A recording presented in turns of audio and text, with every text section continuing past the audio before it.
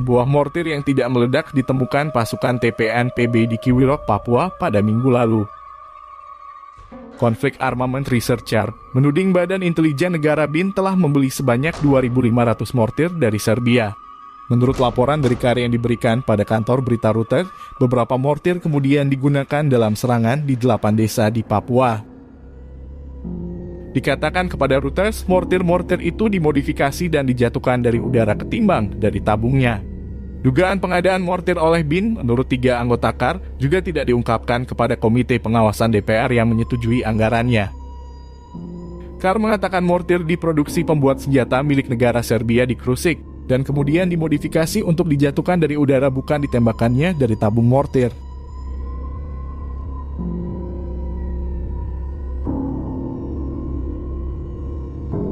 Dikatakan senjata yang dikirim ke BIN juga termasuk 3.000 inisiator elektronik dan 3 perangkat pengatur waktu yang biasanya digunakan untuk meledakkan bahan peledak. Laporan Reuters menyebut, peluru mortir 81 mm digunakan dalam serangan pada bulan Oktober lalu di desa-desa di Papua, yang dilaporkan dikuasai separatis bersenjata KKB Papua. Panwaslu DPR akan menggelar sidang tertutup pekan depan dengan BIN dan pembelian senjata akan dibahas, kata salah satu anggota komisi. Mantan jenderal yang juga duduk di komite parlemen yang membawahi BIN mengatakan bahwa Badan Intelijen dapat memperoleh senjata ringan untuk pertahanan di reagennya. Meski begitu, setiap senjata kelas militer bertujuan untuk pendidikan atau pelatihan dan bukan untuk bertempur. Kita perlu melakukan audiensi terlebih dahulu dengan BIN dan memeriksa alasannya, setelah itu kita akan memeriksa legalitasnya, katanya. Tidak ada yang terbunuh, meskipun rumah dan beberapa gereja terbakar, menurut seorang saksi dan penyelidik yang bekerja untuk 8 kelompok HAM dan gereja yang mendokumentasikan serangan tersebut.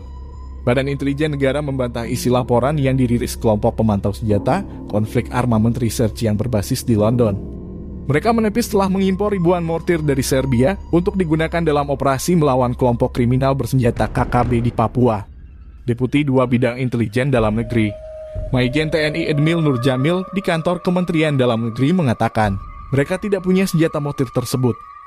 Maijen TNI Edmil juga membantah ada 32 mortir dari Serbia yang dijatuhkan di Papua, termasuk 5 mortir yang gagal meledak.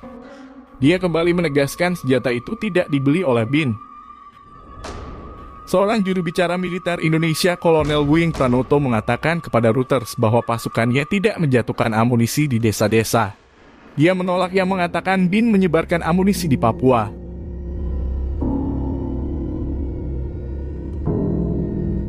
BIN adalah lembaga sipil di bawah otoritas langsung Presiden Joko Widodo.